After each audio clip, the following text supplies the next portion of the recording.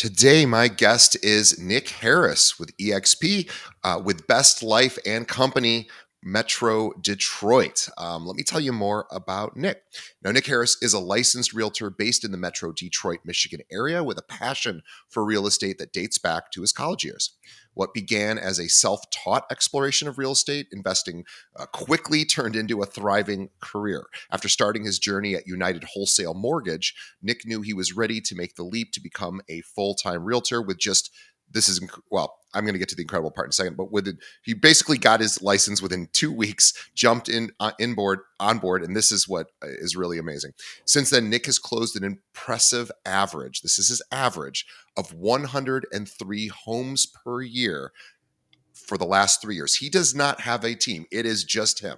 103 homes per year for the last 3 years, building a reputation as a top performer in the area. But what truly sets him apart is his dedication to not only growing his business, but also mentoring fellow agents. Nick is passionate about helping other realtors build long-term success, showing them how to not only make a living, but to set themselves and their families up for long-term wealth and financial security. Today, he's committed to sharing his knowledge and experience with others to help them reach their full potential in the real estate industry. I want everybody to follow Nick on his Instagram, which we will have a link to in the show notes, but it is Nick Harris _ realtor. Nick, welcome. Well, I will say welcome back to the show but it's technically your first time on Keeping It Real, but you were featured last month as well. So welcome back. Yeah, thank you for having me. I'm excited to chat with you and hopefully give some value to the listeners.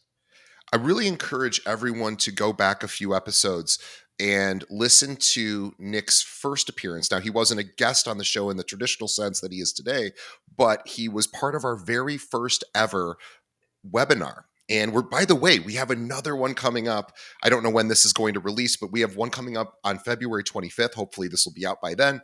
And for all of our listeners, we have a free promo code. If you go to keepingitrealwebinar.com and put in the promo code, what is it? Podcast, all lowercase, put in the promo code podcast, makes it free. We have sponsors now, so you don't have to pay.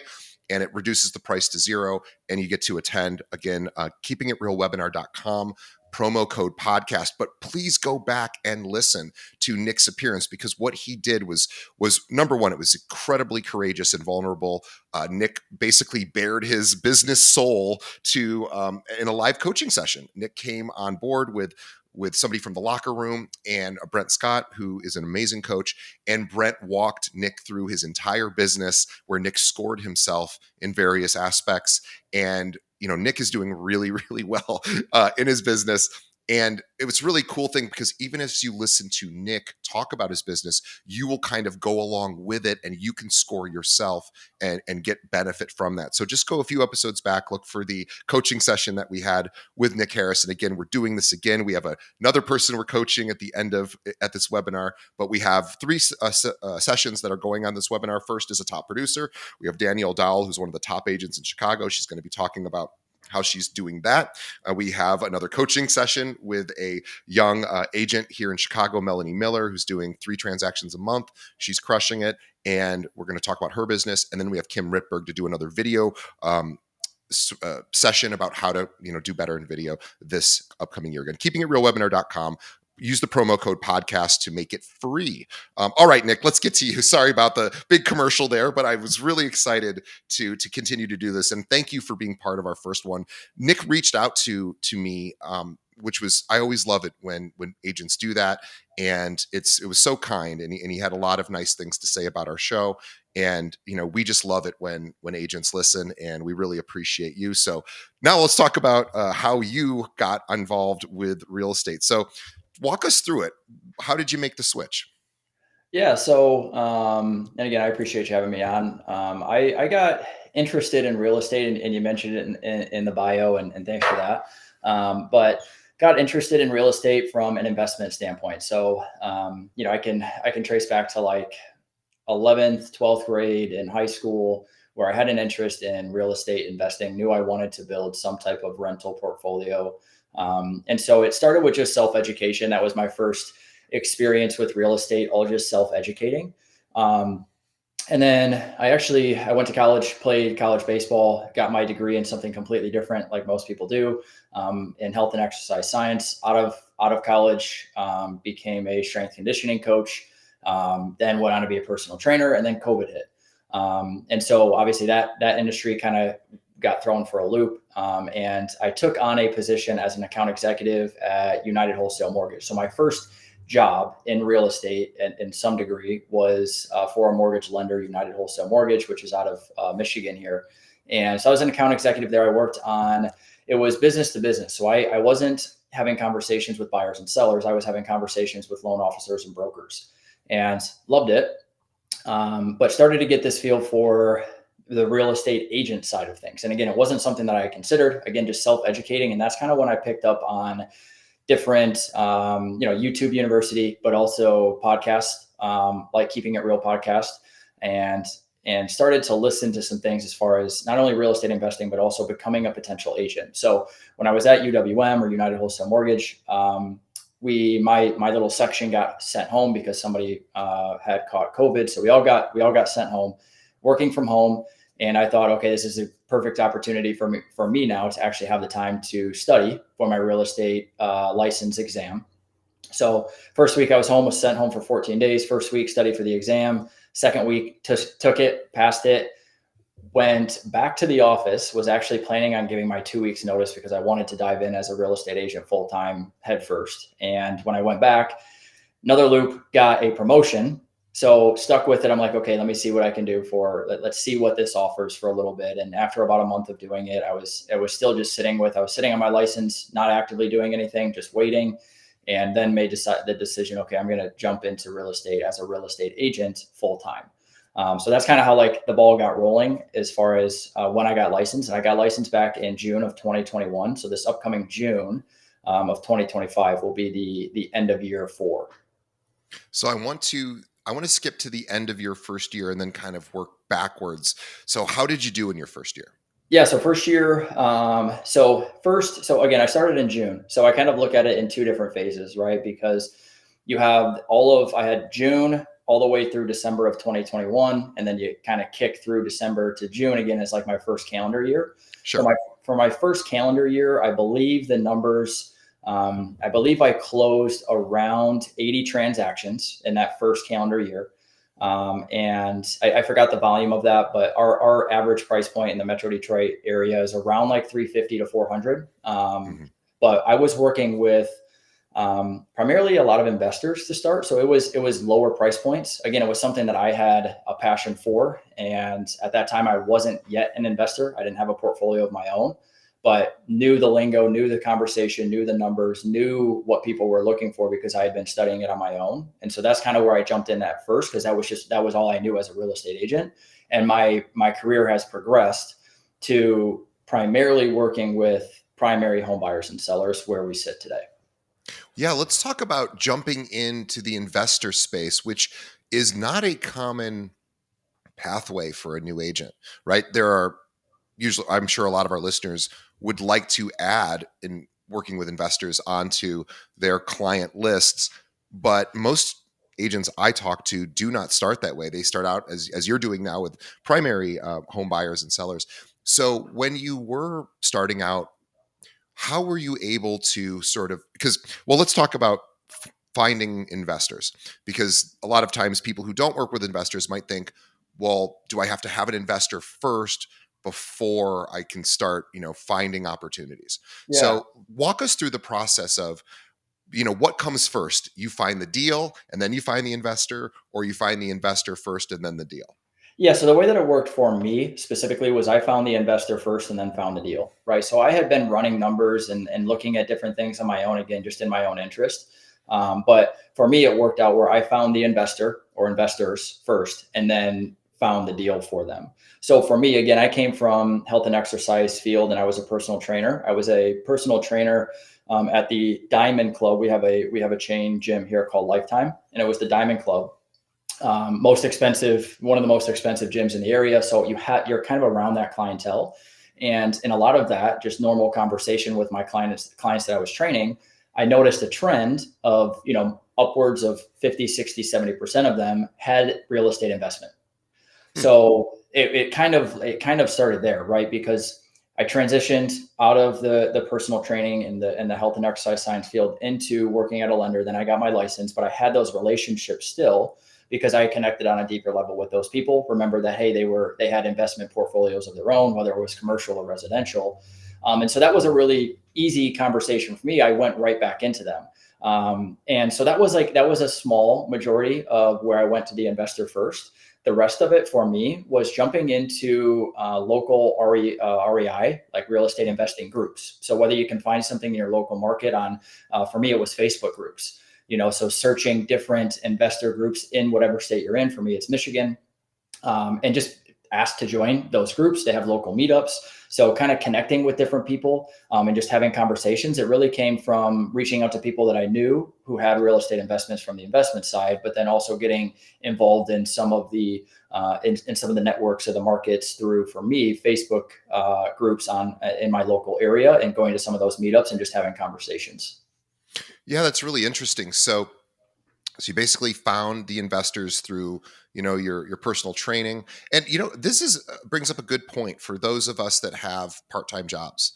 If your part-time job can feed your business, whatever it might be, maybe you're a server at a restaurant or a bartender, or a teacher, or a nurse, or really any profession that you service the public. You have opportunities to say, oh, by the way, I also do this other thing. And so I really, that's was great way. So you found the investors. You already knew how to find the opportunities because, of course, you were looking for those yourself, as well as working on the mortgage side. You probably saw how deals got put together and what investors were looking for, and that's amazing. So that makes perfect sense. I also have interviewed a lot of agents who didn't start with the investor list. They found the deals first, and then they what I've heard from many people is find the deal and the money comes a lot faster than you might think because everybody wants a deal. Yeah. Anyone who's cash heavy is interested in parking that cash somewhere that has good tax benefits and a nice rate of return.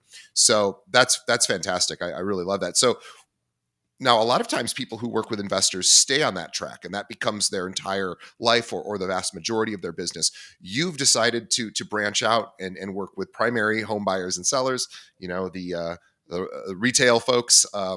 So tell us about, why did you decide to add that into your business, and how has that transition been going for you? Yeah. So the switch initially happened. So going from focusing on investors to retail or primary home buyers and sellers happened. Number one, for the motive of, again, the investments in my market tend to be cash flow heavy. We're not, the Metro Detroit market is not a super high appreciation market. Now, of course, we have appreciation, but it's not a super high appreciation market. Sure. It's not your Airbnb or your short term rental. It's more so your long term rental properties. And so average price points lower, right? So what I found was the amount of work that I had to do to make the income that I wanted was doubled, if not tripled, because of the price point. So for me, it came from a want to service higher price points. And in addition to that, it gives you the ability to step back a little bit. Instead of closing, 100 transactions a year, you could do half for twice the purchase price or the sales price, and still have the same outcome as far as income as a real estate agent. So that was really, for me, that was the motivating factor of, and not only that, but also, like, I wasn't solely working with investors at the beginning, right? Like it was a good chunk of my business, but I thoroughly enjoyed the process of helping someone, whether it was a first time home buyer or helping somebody to downsize or to scale up, or they had a need to move, rather than just looking to make an investment. So I really started to enjoy that. And the same thing on the sales side. Like I loved helping people capitalize on the equity of their home and make as much as they could. We're all incentivized to do that, right? So that was what I really just started, my momentum started going that way. And that's what I took my focus to. And it's been going great. In the most sales I've had in a year, and the reason that, and I know you mentioned at the beginning, it's 103 transactions a year over the last 3 years. 3 years ago, it's slowly gone down, right? So 3 years ago, that was because it was 121 transactions. Then I went to 118, and then I made the sole focus of, okay, I want to work with primary buyers and sellers now. So I cut my transactions in almost half. I think this past year I closed 67. But the total sales volume went up north of 2 million on that. So half the Wow. deals for 2 million more in total volume. That's a good exchange. That is so I was going to make a joke that you're slipping, but no, you're becoming way more efficient and effective. That is truly incredible. So you saw bigger opportunity maybe with the or at least less hours with Yeah. bigger opportunity. Yeah. And boy, that makes perfect sense. And what a great thing to sort of recognize. And but a different skill set, right? Like working with primary home buyers and sellers is a different. Tell us about what are the main differences between helping an investor secure a property and helping someone buying their primary residence. Yeah. So, for investors, a lot of it comes down to the numbers, right? The numbers have to make sense. And based on their criteria, are they looking for a long term buy and hold? Are they looking for something that's going to be cash flow heavy? Are they looking for something that's going to be appreciation heavy? Because on the investment scale, you kind of can look at it on either end of the spectrum, right? It's either going to favor cash flow or it's going to favor appreciation. And it's hard to find that middle ground, right? So, as far as that's concerned, it's investors is more so about the numbers. Does it make sense financially, and does it make sense based on their criteria? For a primary home buyer and seller, obviously, let's talk buyer because investors were buying, buyers are going to buy their next home. Of course, it has to fit the criteria that they have or the need that they want for the home. It has to have X amount of bedrooms or bathrooms or square footage or this school district, that school district. But a lot of it is emotional as well. So it's a different spin, and for us, we are in the sales industry. It's a different spin on helping someone come to a decision based on what they've told you. Take that information, and instead of it being about numbers, oftentimes the numbers are still involved. It still has to financially make sense for them, but it's also about that emotional process and what they are looking for and getting them into that home. Did you find that the transition was an easy one for you, going from more of the, we'll say, left brain side, the logical, just get the numbers to make sense. I'm an investor. I don't have too much emotion other than how my financial part of it is doing, versus the homeowner who, of course, wants the financial security too, but also has a lot tied to, of course, where they live. Was that transition easy for you, or was it a different skill set to learn? Not necessarily. It wasn't a huge skill set change. The same things still go into it. It's still a real estate transaction. Due diligence is still the same, and the conversation is still the same. For me, it was just a little bit more fun to have the conversations with primary home buyers and sellers and talk about that and what it means for them and their family. Same thing on the investment side. Like it still has a lasting, impression on them and their family, and they're doing that for a reason. But for me, it was more fun to do that with primary buyers and sellers. You feel like you're making a different impact, and maybe one that's a more personalized impact, and one that maybe is more meaningful to the purchaser or seller. That's wonderful. So you found that that's what you enjoy doing the most, although I'm sure you still help investors as well. I'm sure that's not completely stopped but but making that transition is not very easy either, because those those two types of clients, those two client avatars, the investor and the primary, primary property owner or buyer, is they are looking for different things, and they're not congregating in the same spaces. So how did you start to find somebody looking to buy or sell a primary residence? And we understand how you found the investors, but how did you find the regular clients? Yeah. So for me, I have a handful of lead pillars that I really dive in on. So number one is sphere of influence, or SOI. Just the people that I know, right? Rolodex of people, whether it's in your contacts, whether you knew them from middle school, high school, college, local gym, whatever, child's daycare, whatever the case may be, and then just people who know, like, and trust you. So number one is your sphere of influence, just staying in contact with them.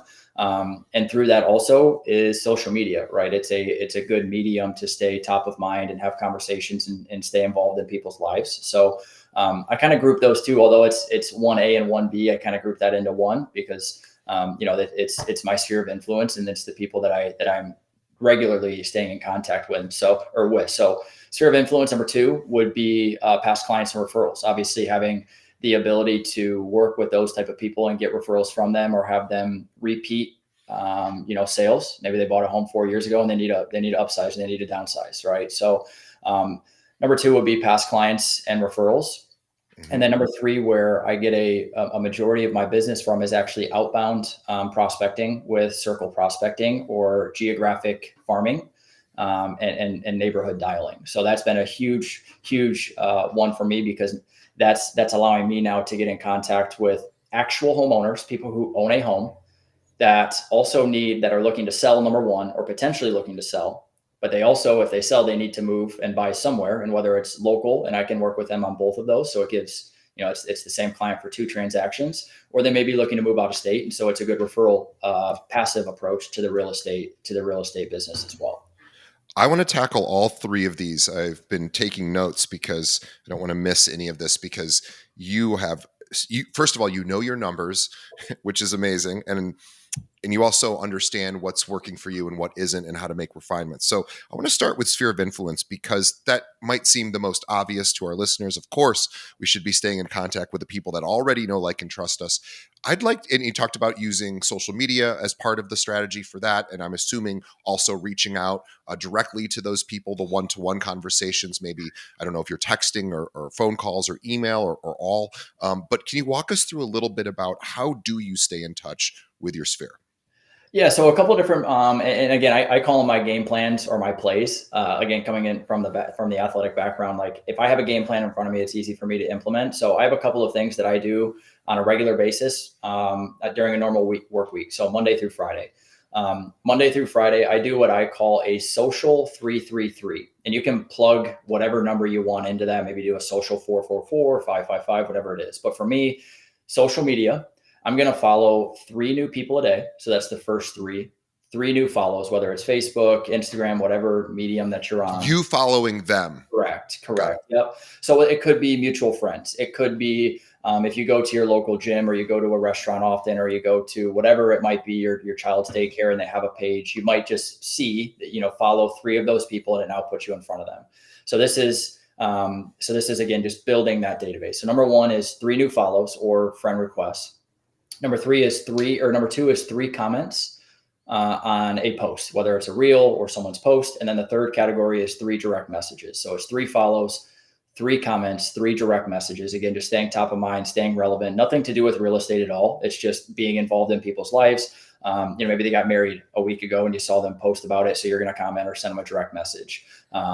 So social 333. And with my sphere of influence, I also run a play where Monday through Friday, I send out 5 video text messages or 5 text messages a day, to my sphere of influence. And these are people that I'm already in contact with or have contact with. So what I do for me, I just go into my phone contacts, right? For other people, it might be their Facebook friends, or it might be their Instagram followers. For me, I just use my phone contacts, and I start from A to Z. And on Monday, I'll start at A, and maybe it's Aaron. Aaron is the first one. I'm going to send Aaron, depending on if I've had a conversation with Aaron in the past, or if maybe I haven't talked to Aaron in a year, right? I'm just going to send. The reason I like video text messages, because it's more personal. Yep. People are generally more likely to open it when they can, and in a scenario where they can respond, rather than just read a text and never respond. And again, it's nothing real estate related. It's just checking in with people. Again, you might call out. You notice that, yeah, Aaron went on a vacation last week to Florida, and you're just saying, "Hey, Aaron, it's been a while. I was just cleaning up my contacts. Came across your name. I actually saw you went to Florida last week. It looked awesome. Hope you had good weather. Would love to catch up with you and hear more about what's going on in your life. I hope you're doing well, and let's catch up soon." Right. So I send 5 of those a day. Oh, 1 second. So, thank you. That is amazing stuff. So you're using social media almost as a research and development arm of your company to see, hey, I'm going to call Aaron. I want to talk about something with Aaron. Let me look to see if he's posted anything, to see maybe something I could talk about. If there's no posts, then you might just check in. Hey, how's it going? I wanted to check in, see how you're doing, how's work, but whatever. And are you doing that via, like, if you're an iPhone user, are you using FaceTime? Are you using a third-party solution like BombBomb or Loom? How are you doing that? Yeah, so for me, it's just my phone. So I use my iPhone and I send a video, right? And if it's you Oh yeah, have I'm sorry, the not FaceTime. Yeah, just a video. yeah, Right, right. if you have the discrepancy of sometimes the videos don't show up great to Androids and vice versa. So in those scenarios, maybe I just send a voice recording, or I'll send an actual text message. But I try to send a video text message as often as I can. Yeah. And yeah, it's just pick five. And what I found is as I'm working through my contacts and sending five a day, Monday through Friday, it takes me, each video is maybe 10 seconds long. If you have something to really talk about, maybe you're at like 30 seconds. But I send five a day. And what I found is I get through my entire contact list about once a quarter. So now I'm doing that again, starting over A to Z, and I'm in contact with those people four times a year at a minimum. So everyone gets 4 video messages from you. By the way, pro tip for anyone listening: if you are an iPhone user, I don't know how to do this the reverse way, but as an iPhone user, if you are sending messages and you are sending them to an Android user, it can and may degrade the quality because Apple has a closed system, and that's just how they play. But what you can do is you can copy the iCloud link and send them the direct link, and they can view that directly in a web browser. So there is a way to get it to them, and it looks almost identical to if you were to send them. In other words, it shows up almost identically in their text chain as it would if you would have sent it directly to them. So for anyone out there who has got a lot of Android users in your sphere, in your contact list, consider that as a little pro tip. So I love that. So every one of your customers, sorry, every one of your friends, really, everybody in your sphere gets 4 messages a day of, hey, just thinking about you, hope all is well, let's catch up. How often, and I don't think the reason to do this, or rather the expectation probably isn't, well, they're going to call me right back, or I would assume most of them probably don't. But talk about, why do you do this? Yeah. So again, again, like you mentioned, it's not always that you're going to get a response. It's not always going to be that you're. I mean, the ultimate goal, right, is to say, "Hey, Nick, thanks for reaching out. We're actually thinking about selling our house." Sure, Right. of course.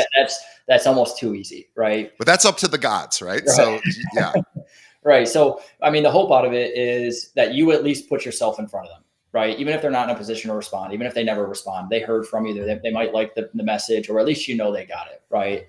And it's just to be a person, be relevant, right? Be a yeah, human being, have conversations, let them know you're thinking about them. Everybody likes to be thought of, and if you can bring up recent things in their lives, or you remember something that happened recently in their life, and you can bring it up, or you bring up a memory of 2 years ago, the last time you saw me, you bring up a memory. Like, people like that yep, stuff. of So course. yeah, so it's huge. You just, for me, it's just staying top of mind, being in front of people. And the same thing goes for social media, right? Not everyone likes your posts, not everyone is commenting on your posts. But I can't tell you how many times I've gone to a wedding from a friend in college, and I haven't seen potentially the people that are at that wedding in 5, 6, 7, 8 years. And someone will walk up to me, and one of the first things they say to me is, "It looks like you're killing it in real estate. Like, congratulations, how's everything going?" Right? And I had no idea, like, other than being friends with them on social media, they haven't shown any interest. But it's being top of mind. It's being there so that when someone thinks of real estate, it's, oh yeah, Nick's a real estate agent. I see he's doing really well. I should reach out to him. Yeah, and I, again, just that, if everyone just did a video message to everyone in their sphere 4 times a year, you will see results from that. Now, you might not see them this year. You might not see them even next year, because people, only buy and sell every 7 years or so for primary residence. So it might not happen right away, but it is, people remember. First of all, let's all think about, does any service provider in our life, anyone, is it accountants, financial advisors, our dentist, our, person who cuts our hair, these are all service providers that, you can always go elsewhere. Our attorneys, things like that, our accountant. How many of those are sending you a video message? I'm going to guess 0.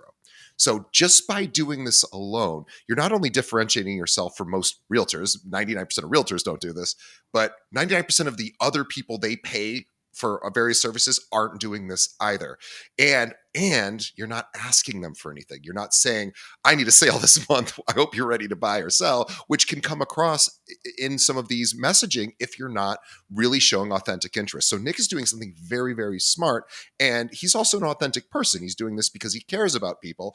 And he's ultimately saying, how do I connect with you? I want to connect with you. I'm thinking about you. You're important to me. And I'll give you one other pro tip for those of you that are going, oh my gosh, I don't, sometimes I don't know what to say. Nick just gave a bunch of examples of what he might say. Use LinkedIn for this too. Don't forget about LinkedIn. LinkedIn will tell you whether somebody's got a job promotion, or if they've celebrated a milestone at their job, how many years they've been there. Or you can also look up the company they work for and see on Google News. Maybe you should know the company they work for. If you do, look, see if there's anything cool going on in that company. Hey, I just saw an article on such and such, right? These are connectors, and Nick obviously does this really, really well. So cheers to you, Nick, for that. And now we want to talk about comments. So this is a pretty simple one. We're talking about social media comments on your 333. We're talking about, basically just commenting on people's posts. I'm guessing saying, hey, that vacation looks awesome, or hey, that dinner looks great, or glad your kids did that recital, or is that sort of the type of. Yeah. Yeah, exactly. Yep. Again, it's being top of mind, but with social media, it also helps the algorithm, right? The more that DJ and I are in conversation, the more likely Instagram, if we're using Instagram as an example, if DJ and I are in conversation, I'm more likely now to see DJ's post, and DJ's more likely to see my post. So when I do go to post anything that it might be, whether it's a video or if you are doing like just listed, just sold, there's something to be said for that because it is a top of mind relevancy thing. But now you're more likely to see it. And if you're in contact with 3 new people a day sending comments or direct messages, those people are more likely to see your information. And again, it's that human piece of just having conversation with people and commenting on what's going on in their life. Yeah, I'll share with everyone just a quick strategy that I'm using in the recruiting arm, which I think you can transpose this over into the how do I get clients side. So I used to think of really clever ways to recruit realtors via email and have cute little funny sayings, or something that was make people chuckle, or maybe sometimes I just say, hey, this is all the cool stuff we offer. You should look at us. If you're ever thinking about making a switch, give us a call. And I did that for 13 years, almost 14 years, with very limited success, right? Because took me a long time to figure this out. And this is probably what we all know anyway. People don't really like to be sold, or at least not ever. There are people that do like to be sold, but they're in the vast minority, I think, of the public. The other, the vast majority of people want to be heard and seen and felt like, they're cared about.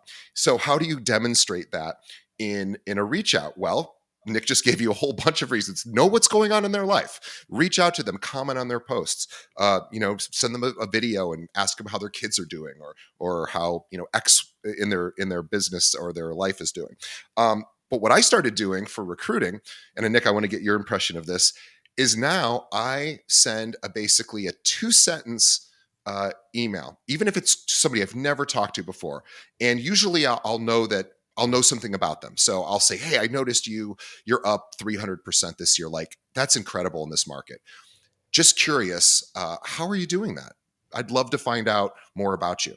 And I have got so many responses. I went from a point 0.1 response. Now, these are cold emails. They don't know me. They're not in my sphere. I would get a point 0.1 response. So very, very few. I'm getting a 0.5 response now, which doesn't sound like much. It's still half of 1%. But I can send out lots of these messages in a. I can't really scale it very easily, but I can send these out very quickly. It shows that I know something about them, and it's asking them to engage. I'm just going. I might say like, "Wow, that's really amazing. How did you do that?" It's kind of what we do on the show, right? So I'm curious if Nick, if you receive, because you get recruited, you're a big producer in Detroit. What kind of recruiting messages do you get? Just out of curiosity. Yeah, yeah. I mean, I actually haven't really seen that. It's usually a couple paragraphs long of Here's here's what we offer. Yeah. yeah, and it's this catchy subject line that you get every single time. So it's a pretty quick, see and delete Yeah. situation. Yeah. Um, but yeah, I mean, I really like that. I think that's good. Everybody wants to talk about themselves and what they're doing and what's Sure. working. Everybody's pretty quick to do that, right? So it gives people the opportunity to talk about themselves, and who knows who knows how long ago they were able to do that. But people do like to speak on themselves and what they're doing and what's going on in their life. So give them an opportunity to do it. And by the way, I want to mention how Nick got in contact with us. He reached out. He is doing exactly what he did to us, is exactly what he does with his clients, which is he reached out. He said, hey, I really like your show. I've been a listener for a long time. I've listened to, it's like over 200 episodes, which I haven't even listened to 200 episodes of my own show, but I appreciate that you did. And you said, it's really made an impact on me. And I'd like to tell you about what impact it's made. He sent this to me in an Instagram direct message. And it's not like I don't get those every single day of the year. I probably get one or two of those a week at best. And we have lots of listeners. We're averaging 12,000 downloads a day. So there's lots of people listening. But Nick went out of his way to say, here's what your show means to me. And I really appreciate you doing what you do. And he didn't say, I want to be a guest. How do you have me on? He just said, hey, this means a lot to me. Thank you. And I was like, oh, I definitely want to have this guy on. And, because number one, he's super flattering and, a turn of phrase can always catch my eye. But also, he told me about the reason I do this show is to make an impact, to have help people, and I'm just asking the questions. So it's really our guests like Nick that are actually doing the heavy lifting. But I'm glad that it has an impact, and I'm grateful to Nick for saying, "Hey, thank you for doing this," because getting a thank you is always appreciated. And it just so happened, you would talk about fortuitous timing. Nick did that at that exact moment in my. We were planning our first webinar, and I said, I need somebody to be coached. And I go, oh, this is the guy. I mean, it was like 10 minutes before. I was like, I got to get somebody to be coached. I have all these listeners. I'm going to have to do an announcement and say, oh, who wants to be coached? And everyone's going to, and then I'm going to have to filter through it. And then this bam hit my inbox out of nowhere. And things like that happen. And then a week later, 2 weeks later, Nick was on the show and now he's being interviewed. So things like these things do have impact, and again, this isn't Nick's doing us a favor. So this isn't really helping Nick as a business owner, but it's helping me and my podcast. And I'm grateful that it helps him as well. So just wanted to share that story because those things happen, reach out and stay in touch with the people that means something to you. Okay, so then let's talk about direct messages. So we're now back to, you're sending videos, you're following 3 people a day, you're commenting on their on posts, and what do you send in a direct message?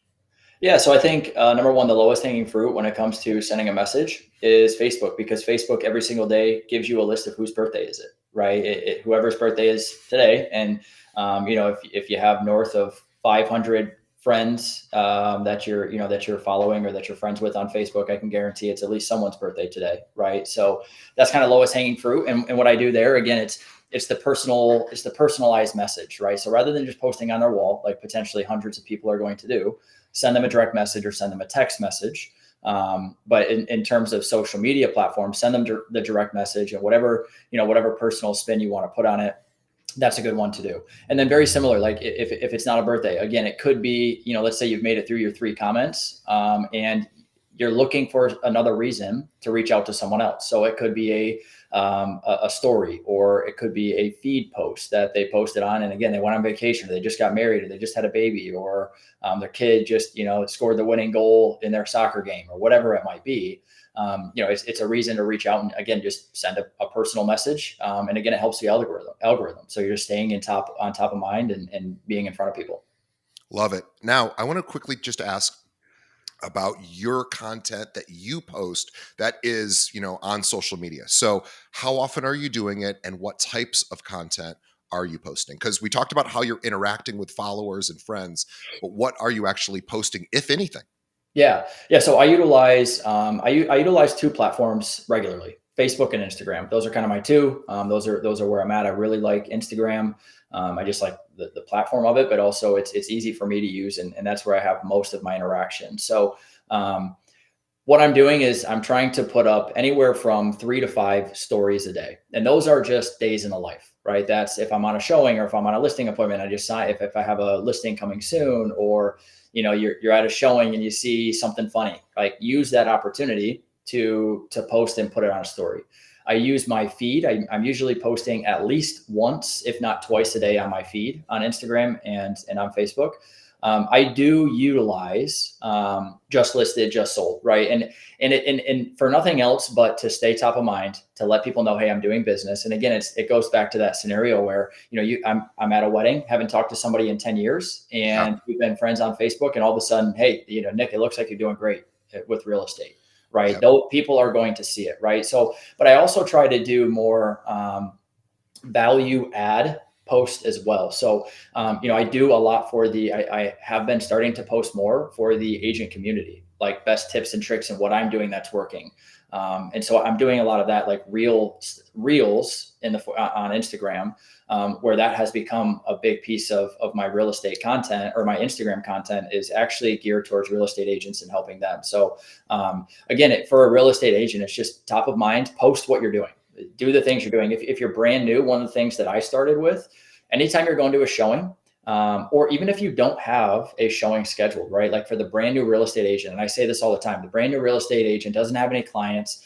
You're going out and you're probably practicing getting into houses by opening up lock boxes and just going to see homes and doing some self-teaching of like, okay, how would I orchestrate this showing, or, whatever it might be. Use those opportunities, pull out your phone and videotape yourself opening the door, or, walking through the home and it's a really nice kitchen, or it's a really nice bathroom, or you see something funny, or something, even something that's a little bit ugly, right? I mean, post about it. It Yeah. shows people that you're in the industry. It shows people that you're active, that you're doing things. One of the biggest things that I see most people that fall short on is they're posting things outside of the industry, other than their personal life and family, right? So for instance, like, if for me, it's, you're working out in the morning, and I can't tell whether your target audience is someone that you're trying to become a personal trainer for, because you're recording all of your workouts and putting them online, or are you trying to push your content out to let people know that, hey, I'm a real estate agent. Like, be really clear on what your message is and what you want to be known for. And along those lines, I mean, for my personal page, on Facebook and Instagram, I do tend to be about 60 to 70% business and 30 to 40% personal. I do like a mix of both, but I definitely want that business opportunity, to let people know that, hey, this is what I'm doing. So on your business page, when it comes to video, you're probably not posting, "Hey, just finished a tough workout." That would go more on your personal So page? I just have one page. So my personal is my business, and my Got business it. is my So work. you'll Yep, you I just got have it. So one the page. vast majority of your content is going to be business. You said about a 70-30 split. And Yep. then you're also posting, here's day in the life. Here's what else I do outside of that. And if we really think about this strategy, so let's think about what Nick's doing from a much larger. And by the way, I want to actually, before I get to that, I want to talk about Nick mentioning something, and we just quickly breezed past it. I want to back up. He's posting content for other realtors. Now let's think about why Nick might be doing that, or what's the benefit other than Nick being a wonderful guy and giving away some value to the audience. Yes, what might come his way as a result? Well, a person who's doing 103 deals a year probably needs some help at some point. He is going to hit his maximum number of hours, and he is going to need a team, maybe, or he's going to say, nope, I'm just going to stay myself. But having options is a good thing. And so Nick is showing the community, here's what I do. I can show you how to do this, or here's some free tips. And guess what people are going to do with Nick? They're going to reach out and say, I want to talk to you. I want to join forces with you. And Nick also works for a company that has this really cool referral system where you can have people kind of working with you. And so this is a very, very wise strategy for anybody who's looking to build their team, attract more agents. I should be doing this for our recruiting agents.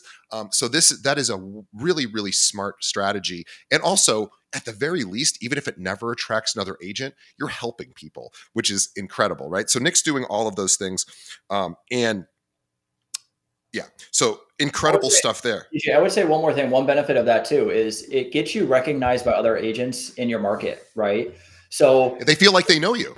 exactly, exactly. And if they see that, hey, this is someone who is well educated, well knowledgeable, closing a lot of deals, guess what? When your offer shows up in their Yep. inbox, you have some form of familiarity, whether they've worked with you or not. And I mean, in this day and age, everybody, I mean, if we're going out to a restaurant, right? If we're going to go to a restaurant, the first thing most people do, it's not asking a friend, it's going to reviews and it's going to their social media page to see, what does the menu look like? What does the atmosphere feel like? So, I mean, even in that, right? I mean, it forms the educational background of saying, okay, Nick's offer just ended up in my inbox. He's working with a client. Like, is this someone? Because listing agents, as you should, you're doing your due diligence on not only the buyer but also the agent to make sure the deal gets closed, and so it helps with that as well. I love that. So you're really hitting, gosh, all sides from a marketing perspective. I that's my background, and I'm beyond impressed with this. I want to talk about now. Let's move over to your past clients, your repeat business. So we're moving away from sort of the finding, attracting new business. well, we're still talking about that, but what are we doing to maintain and deepen the relationships of those that we've worked with before? Yeah. So with past clients, I mean, your past client campaign, if you will, your past client campaign is super important. Whether that's organized through a your CRM, I use Follow Up Boss. So whether it's organized through that and you're giving tags to know when to reach out, whether it's the video text messages because those past clients become my sphere of influence and they're in my contacts, so I'm talking to them at least 4 times a year. What I also recommend for past clients, I do something that's very simple at the beginning of the year, and if you haven't yet, do it now. I would print off a 1 page sheet of paper that shows all 12 months. And the goal is to have something in every single month, a reason to reach out. So whether you're doing client events. So for me, I do 3 client events for my past clients. My closed clients who are my clients. I don't necessarily love calling them past clients because they're still your clients. Sure. Um, so 3 client events a year, winter, fall, and then a summer. And then some additional touch points, like maybe you do, this is one that I capitalize on is my team runs what we call a CMA week and we make it fun within our team. It's a competitive atmosphere and there's rewards or prizes for the team that wins or the individual that wins. But 3 times a year, I'm going to reach out to all of my past clients or people within my sphere of influence and tell them the benefit of, most people are always interested in the value of their home, right? And most people go to different sites and like everyone wants to know what is their equity stake in their home. Of course, One I just got my Zillow report today. And by the way, whether we agree or disagree that Zillow's accurate, I jump on that email, even though I could. Well, I'd hope I could at least do as good of a job running a CMA on myself. I don't run a CMA on myself, but guess what? Zillow does every month for me. And I got that email and I jumped. It was actually down 0.1%. And I actually got a little upset. But obviously, that's kind of, I'm not selling. It's kind of a silly thing. I shouldn't really be paying attention. It's like looking at your weight every single day. It's probably not a great idea because if weights fluctuate, like home prices month to month or day to day, but everybody wants to know. So I yeah. love that you do that. Yeah, so CMA week, right? And another benefit of that is if you have somebody who purchased a home and did not put 20% down, they have private mortgage insurance, right? And so if they purchased a home 2 years ago, but they might have a position now to where they have enough equity to save them that $100 a month or whatever their private mortgage insurance is, now you're actually giving them something of value. It's not just a home value estimate. You're also saying, hey, this could be something you could take to your lender and waive your PMI and it could save you $100, $200 a month, right? So I do 3 client events. I do 3 CMA weeks, and my team does 3 CMA weeks. So that covers half of the year. That's 6 touch points. I also do 3 what I call beyond real estate weeks. So I pick 3 different months, and it's something not real estate related, right? It's for me around Thanksgiving and around the Christmas time. Around Christmas time, I'll do a pie drop off, or I'll have people come and pick up pies. So just something again personal, doesn't have to do with real estate. Just hey, thank you. Wanted to give this to you and your family. And again, figure out what that is for you, something beyond real estate. So that takes up 9 of the 12. And then the other 3, what I personally do in Michigan are weather is very seasonal. So, I generally send out 3 times a year in preparation of the winter, in preparation of the Mm, summer, and then going back into the winter, I'll send, or I'm sorry. So going into the winter, so like sometime in the fall, and then in the spring heading into the summer, and then the spring heading into or the fall heading into the winter. I send out a checklist of different things. It might just be as simple as make sure you're changing your furnace filters or make sure that you're changing your smoke detector batteries. For us, again, there's things where in the winters, if you're going to go on vacation for a week and we're expecting, but freezing weather, you do not want to have your temperature set lower than about 65 degrees in your home or your pipes could freeze. So it's just little things like that where home maintenance tips, tips and tricks, and here's what to expect. And again, it's just giving something of value, but also being relevant and staying top of mind. So each month, and thank you for that tip. Each month you have some sort of touch point. You mentioned it could be the 4 video calls. It could be the client appreciation events. It could be the seasonal. Hey, get ready for this season. It could be the non real estate related things that you're doing. And but what I didn't hear is newsletter. Are you an email newsletter guy?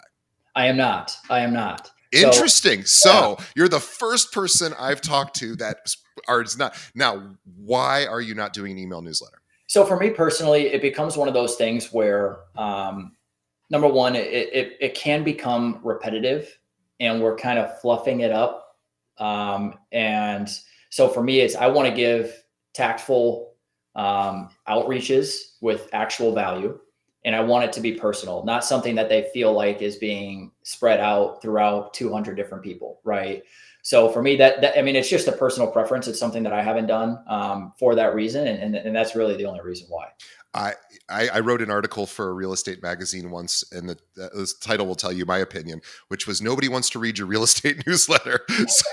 So that was my opinion. But regardless of whether people want to read a real estate newsletter or not, by the way, I get about 100 of these from agents, which I've never signed up for. By the way, I've never once signed up for a real estate newsletter. And these are not my past realtors that helped me buy and sell properties.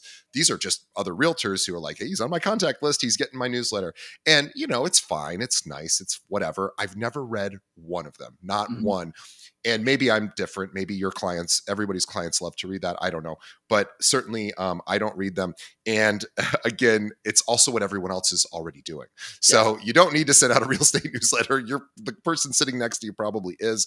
But I love that. I love that you're not doing that, because that is a very common strategy that agents do. And then they think, well, I'm touching my clients once a month with this newsletter. And yeah, technically you are, but maybe there's a way that you could do that more effectively, and more, like you said, you know, more strict or yeah, more strategically, right? Yeah. You're really thinking about, how do I actually provide value, not just play. And by the way, again, this goes back to my recruiting. I used to just say, here's all the cool stuff I'm up to. Here's all the cool stuff our firm's doing.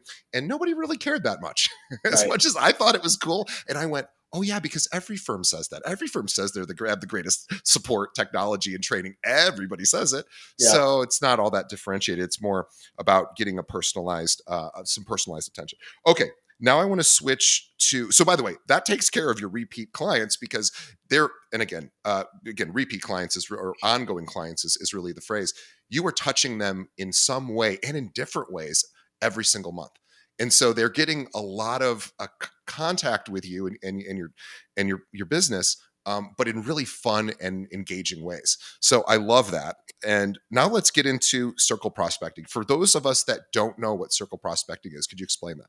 Yeah. So circle prospecting, the way that I kind of capitalize on it, and the way that I kind of explain it is that it's outbound prospecting, and I use it around a couple of different scenarios. But it's pulling local homeowners' contact information. You have their address, you have their phone number. Sometimes some platforms offer the email as well. I like the cold outreach of a phone call, and so you're getting in contact with homeowners and giving them a call based on a handful of different reasons. So what I do is I have a couple of different strategies that I use, or reasons to call. So number one, and one that a lot of people don't think about, is around buyers. Number one is, if you have a buyer who is looking in a specific neighborhood, it's a really good reason to call. It's a more of like a geographic farming. You call around for your buyer in a specific neighborhood or within a specific school district, and it's having conversations with those homeowners saying, I have an active buyer looking to move into a home within the next couple of months.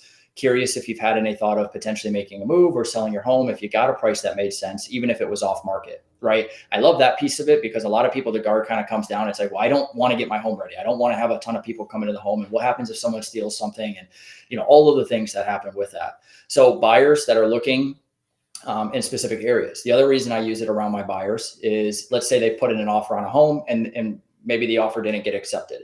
Well, I now know that neighborhood is something that they're looking for. So why wouldn't I capitalize on that opportunity to call those local homeowners in the neighborhood and say, hey, my buyer just made an offer on a home that was for sale in your neighborhood. Unfortunately, we got beat out. I'm curious if you happen to have, again, same conversation. I'm curious if you happen to have any thought of selling, if you got a price that made sense. I'm working with someone actively making offers and looking to move into the area. The other time that I use it for my buyers is if I have gone under contract or closed on a home, because it's a really good opportunity. And same thing can be said if you're on a team or you're in an office, and someone had a buyer go under contract in an area that you would want to work or service. Might as well use that as an opportunity as well to pick up potential listings. So that's the buyer side of things. Circle prospecting for sellers, I use it on multiple occasions, but when I have a home that I'm going to be putting on the market, I usually call at 4 different times: when we're in coming soon status, or the week before going live, or the day we go live, that week we go live, the week we go pending, and the week that it actually closes and is sold. Every call is a little bit different, right? The first two calls, in coming soon and active, I'm looking for a buyer, but I'm also getting my name out there to the local neighbors to say, hey, I'm a real estate agent actively listing a home in your neighborhood. I want them to know that Nick Harris is getting ready to list a home in their neighborhood. So that's where that piece of it comes in. It's the coming soon and the active. And then once we go pending and once we sell, I now have actual information to give to them. I can tell them, hey, we listed at X price and we had this many showings, we got this many offers, and it ended up going under contract at Wow. X price, right? You have actual information and market data to present to them. And in a great scenario, right, where let's say you did end up getting multiple offers, you have 5 offers, you can only take one. So that means there's Right. 4 buyers that are still out there. And if you can go to a homeowner and say, hey, we ended up getting 5 offers, so there's still 4 buyers that are actively looking in this neighborhood. I'm just curious if if you happen to have any thought of making a move or selling your home, if you got a price that Wow. makes sense. I'm pausing because my jaw is dropping. So I'm not even. I've done this for 7 years. I've never heard of anybody doing this. So we are talking about you are contacting. These are cold calls. These are the coldest of cold calls. These are people that do not know you, do not know whether they even like or trust you. You are saying, "Hey, first of all, I'm listing a home in this area. Hey, by the way, just went pending as the second call.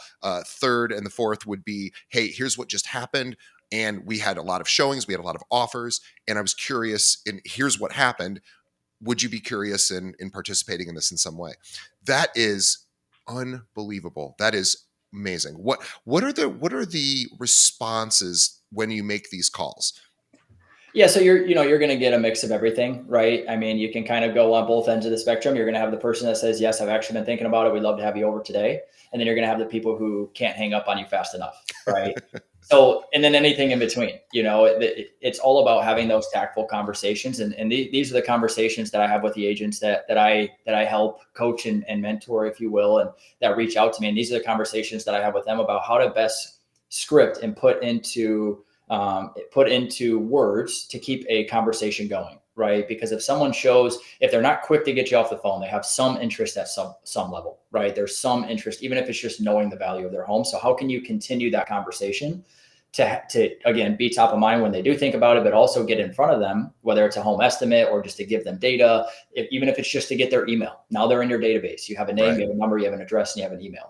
Now they're in your database. And next time a home sells, you're sending them an update of, hey, another home just sold in your neighborhood. Here's what it sold for, right? So, Amazing. you have a wide variety of different conversations that can take place anywhere on that spectrum. It's either, hey, come, ready to go, come list me. It could be a get off the phone, never call me again, or it could be anything in the middle where you're just trying to pull out as much information as you can. And it might be leaving voicemails that never get returned. And that Exactly. probably happens too. And again, Nick's not trying to make a sale. He is presenting something that may be of interest to the person he's calling, right? He's not selling anything. He's not saying, "Hey, I want to list your property." Everybody wants to list everybody's property, of course. He's saying, "Hey, this is a thing that happened that's relevant to you." And by the way, we know every neighbor's nosy. Oh, you talk about open houses. I forgot that was one of the calls. So open house. That was. Did I get that right? Yeah. Yeah. Yeah. So like if you're in Great coming idea. soon status or getting ready to go live and you're planning on having an open house the opening weekend or the second weekend, it's a good opportunity to invite those neighbors to the open house. Yeah. And now they get to experience what it is that you do at an open house as well. And to get to see what the inside of their neighbor's home looks like, which is also something they're very interested in. That's So, most that's most often what people are interested in. of course, and it gives you an opportunity to get them signed in, and now you have their email address. I Exactly. mean, this Nick, I have to say I'm absolutely floored by the tightness of this and your willingness to do very difficult things. It is not a lot of fun to pick up the phone and call somebody who's a homeowner who really doesn't want the phone call and then be able to, have a nice conversation. Yes, it happens and that's great. And you also get a lot of hangups, probably some unkind messages as well, unkind interactions. And it's still worth doing. It's kind of like doing push-ups in the gym and until you collapse, which I, by the way, or rather, I'll give a different one. If anyone wants to see a really brutal exercise, there's a lot of them. Look up eccentric pull-ups, which I was doing yesterday. Those are no fun. And those times you pull yourself up one and then slowly go down 7 seconds. That's the way we do it. And it's not like I can do a dozen push-ups. I can't, or pull-ups. I could do about 7 at my best. And those are critical because they really help build the muscle faster and they're no fun at all and they hurt and you want to cry afterwards. So, but that's why they're worth doing. So I always think, life is about, in my opinion, or rather uh, the most fulfillment, I think, in life comes from doing really hard things that are good for you. And calling everybody in a neighborhood to let them know about this property is good for them and it's good for you. So it's actually a win-win. Even if they tell you to buzz off, okay, great, moving on to the next house. Yep. That is unbelievably. Well, I cannot tell you. like I said, too, I mean, the benefit of that arm of my business and that pillar of building leads is that you're not only working with sellers, number one, because they Yeah, actively own the home, but it's also potential for two deals, right? Because they yeah, need to go and buy a new home. They may have the off chance where they're going to live with family or they're going to rent, but more often than not, I would say from my experience, over 50% of the time, they're either looking to move somewhere locally, whether it's downsize or upsize, or they're looking to move out of state, and so it's a referral for you as well. yeah. It's a no brainer. But it requires doing those pull ups that are no fun. But it doesn't need to be fun. It just needs to be effective and it needs to be good for the other person. And these kind of, I live in a condo building. We only have 45 units. We don't have hundreds and hundreds of units. So when somebody wants to live in our building, there's limited inventory. There's usually only one place for sale at best at any given time. Nobody has ever called me and said, and by the way, we have tiers. So like if I'm, my particular unit, it's the same of, seven other tiers. And I've never gotten one phone call, never got one postcard, never received one letter saying, hey, I just sold so-and-so's place. We got a lot of people interested. Would you be interested in having a conversation? Because I would love to connect you with these buyers. Not one. And I don't think it's because everyone knows I'm an agent, because I don't even practice real estate. So you could definitely prospect me. Um, and Amazing. So I'm sure if Nick was here in Chicago, and he sold something in my building, I would get a call from him. So that's incredible. So we're talking about neighborhood dialing. Again, you're willing to do a lot of things that, and I suspect this comes back to your excellence in sports. You were a college athlete, and in order to rise to that level, you just had to work a lot harder than most people, right? You had to put in the time that most weren't willing to do. That as a personal trainer, you have to keep your body in incredible shape, also to be an athlete too. I imagine that discipline really serves you in your business now. Yeah, absolutely. Yeah, I think it's played a huge role, and again, it's for me, it's having similar to that athletic background. It's having a game plan in motion, and then it's just acting on it. Right. A lot of people just don't know what to do, or what their daily schedule should look like. And my calendar is filled out for every. I mean, I have something blocked off every moment of my working day where I have a task that I'm going to be doing, from the moment I start to the moment I'm done. And then when I'm done, I'm clocked out. I'm with my family. I'm with my daughter, and my wife, and that's that. But everything that I do again, it's just knowing what to do and then actually implementing it. I think the knowing what to do is the easy part, whether it's talking to different people or finding a mentor or even just reaching out to me, like helping with those things, is the actual implementation and putting it into your calendar that a lot of people just, they can't do. Yeah, we're talking about, intentionally creating the day that you think is most effective for you, and instead of being reactionary, right? We all have things flying at us: emails, client phone calls, problems. Every transaction has a problem at some point. So you're going to have plenty to do today, whether you planned your day or not. But what at what cost, right? Does it come at the cost of time with your daughter or your wife, right? Do If you don't have time planned to handle not only what's coming in but also how to keep the business running, meaning how am I growing my business every single day, not just reacting to my business, you're going to be not only less efficient, but you're going to have a lot more stress in your life. You're going to be waiting for things to happen. Nick doesn't wait for things to happen. He just does the things that he knows are going to ultimately get him results, and he makes modifications along the way. I'm sure there's been things you've tried that you're like, that just doesn't work for me, and I'm going to try something else. Has that happened where you've tried various things? I always think people who are the most successful fail the most, and just the failures don't get really talked about. But can you share with us one of your failures, just so that everybody can feel like you're a human being and Yeah. you have issues just like everybody else? Yeah, I mean, there's definitely, there's things that I've tried that just haven't worked. I can't necessarily think of anything off the top of my head, but there's absolutely things that I've tried and just don't end up working. I think Yeah. where actually most people fall short is not doing things long enough, not giving it enough time to actually produce fruit. Right? I mean, it's everybody. You can hear like stick to a couple of different things. It's the same thing with social media. Like master one. Don't try to be on all platforms doing everything. Stick with one. Do it really well, and then maybe once you've mastered it, you can move into a second form. But anything worth doing today needs to be worth doing for a decade. Yeah. And it's about sticking to it long enough to actually see the fruit of it. Most people are, and this is a real estate is very cyclical, right? I mean, the client that you're working with today, and even the contract that you signed today, if you're working with a buyer, that's not closing in most cases throughout the US. It's not closing for a month, if not 2 months from now.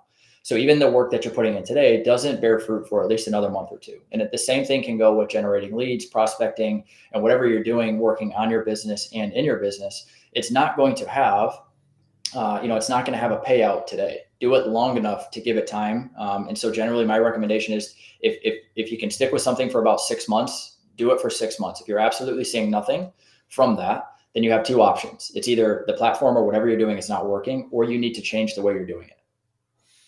Yeah, it's funny. I'm going through a version of this myself. So I created this new marketing campaign. I'm doing videos to recruit agents. I talked about how I'm changing up my emails, and we have now seen a 74.5% increase in traffic to our recruiting website, which is amazing. Except I'm not seeing a lot of conversions into people who are really interested in reaching out. So now I have to go, okay, I know how to drive traffic to the website through the content I create. Now I need to figure out which, when people build things too, they get really emotionally invested in them, whether it's, an ad you put out, whether it's a brochure, whether it's a technique you try, you get emotionally connected to it. And I get emotionally connected to the website I built because it's beautiful. I think it works perfectly. It's just the best looking, recruiting realtor website that I've ever seen. And I'm very proud of it. Yet it's not converting. So I have to now eat a little bit of humble pie and go, okay, now I need to figure out how to get people to take action. And even though aesthetically I think it looks perfect, there's something I'm missing. There's something it's not quite hitting. And now I have to figure that out. But the reality of it is I also have to keep driving traffic there. So we're talking about refinement, and Nick is really an unbelievable refiner. He knows all of his numbers. When you go back and listen to his coaching session, you will find out he knows exactly what converts. He knows how much time to put in. And as a result of all of it, knowing his numbers, we talk about knowing your numbers in the market, but knowing your numbers in your business really helps you figure out how to plan your day. I mean, that tells you, okay, I have to put certain amount of money in, put a certain amount of time in this bucket, and this bucket. Well, I only have, X number of hours in the day. Nick figures that out ahead of time, and then he just sticks to his buckets, sticks to his time blocking. From an accountability perspective, we didn't talk about that. I just wanted to maybe end with this. Do you have an accountability partner? Do you have a coach? How are you staying? Because obviously you're a super self-disciplined guy. I'm sure accountability. You had a coach as an athlete. What is your sort of process around getting coached? Yeah, so I do have a coach within my organization and within my team. And one of the nice things about the organization that I'm with, again, that coach is financially incentivized for me to do well. And the better I Sure. do, the better he does, right? Yeah. But in addition to that, I do have a coach, and I do have the ability through that. And it's something that that I take very seriously, and having some type of mentor or some type of coach to help not only give you direction but also track metrics, see what's working, what's not, give different alternatives, and actually see what it is that you're doing. Being held accountable to someone, whether it's a coach, a mentor, a friend, whatever the case may be, someone who's ideally someone who's in a position that you want to be in is where we should be looking. And who's done what you want to do, that's where we should be looking. And so I highly recommend it. But yes, I do have a coach and someone who keeps me accountable to that. And for no other reason than I find that we will let ourselves off the hook before we will disappoint someone else, right? We will watch that extra hour of TV because we had a hard day. But if we had an appointment set with somebody, I bet we'd make it. Mhm. I know I would. So for no other reason than getting yourself to do things. This is embarrassing. I'll share this with people. Is like I have a challenge waking up at the time that I want to wake up. I don't hit the snooze, but I just don't wake up. I wake up and then I go back to bed. And I've had this problem for forever, and I could beat myself up about it, or I could find a solution. And I finally found a solution, and I have somebody who is basically my assistant. She lives in a different part of the world, so she's at a different time than we are here. And it just so happens that the time I want to wake up is a really easy time for her to call me on WhatsApp and say, it's time to wake up. Now, I'm not proud that I need to have somebody to help me wake up. It's a little embarrassing. I have a little judgment about that, but I don't care because it works. Because I Mhm. will never let that phone ring for more than two rings. Because I am not going to have somebody halfway across the world calling me and just me not paying attention. That is even more embarrassing to me. That's humiliating. And it's not respectful of her time. It's not. So I'll disrespect my own time all day long. I'm not going to disrespect someone else's. So if you struggle with procrastination or letting yourself off the hook, well, you're human. That makes you normal. Now find solutions for that. Get someone else, even if it's you got to have your spouse wake you up at 5 a.m. or whatever time. You know what? Doesn't matter. Everyone's human. So just a little, insight into my life where people go, wow, you do so many things. You must, you really have it all figured out. I'm like, not really. I just have systems. It's same with you. You Yeah. have systems. You know what you're doing every day. So anyway, my head is spinning from all of the great stuff that Nick mentioned. I want to open this up to our audience to let them know that Nick is excited to connect with you as well. So Nick provides content for agents. He's also, just leading by example. You could just see what he's doing on social media, and you could, obviously see some of the great stuff he's doing and apply it to your own business. Nick, uh, aside from Instagram, which everyone should follow Nick at Nick Harris _ realtor. We'll have a link to that in the show notes. Nick, if anyone wants to shoot you an email or give you a call, what's the best way they should do that? Yeah, I would definitely say reach out to me. I'll give my direct cell phone. Happy to talk with anyone who has to have or wants to have a conversation. Cell phone is 248-875-2299. Again, that's my direct cell. Send me a text, give me a call, let me know who it is, and let's chat. Yeah, and by the way, Nick has so many great ideas. I'm thinking about I'm thinking about asking him to consider maybe coming on more regularly. So if this was impactful for you, and boy, if it wasn't, I'd have it all wrong, because to me this was about the most one of the most impactful episodes we've ever done. So thank you, Nick, on behalf of the audience. I'm going to get incredible feedback from this, and if you want to see more of Nick on this show, tell Nick. So that when I call, he can go, I'm getting all these messages from people. But anyway, this was really helpful. And regardless of whether Nick ever makes it on the show, he's a busy guy. If he ever can make it on or not, this was incredible value. Please tell a friend about this episode. This is the episode to push to someone else. Let them know here is a guy who has a really great strategy for not only retaining his existing clients, getting more business from them, and also attracting new agents every single day and doing some pretty unconventional things. So definitely shoot this episode out. We want to spread the word about what Nick's doing, and he's he just incredible. So on behalf of all of our audience, we thank Nick. On behalf of Nick and myself, we also thank the audience. We appreciate you. Please leave us a review. Let us know what you thought of this episode. You can leave us a review in iTunes, Spotify, Stitcher, wherever you're listening to podcasts. Let us know what you think of the show. It means a lot to us, and it helps us get in front of more viewers. Please check out our sponsors as well. They pay the freight. They're the reason we can do these shows, and we love them as well. And they have great products and services for you. Trust me, we are very, very particular about who we bring on as sponsors. So please check them out. And let's check out Nick. Follow him on Instagram. Once again, that is Nick Harris _ realtor at Instagram. And he gave his email and phone, so you can reach out to him that way. Nick, thank you so much. We will see everybody on the next episode. Thanks, DJ.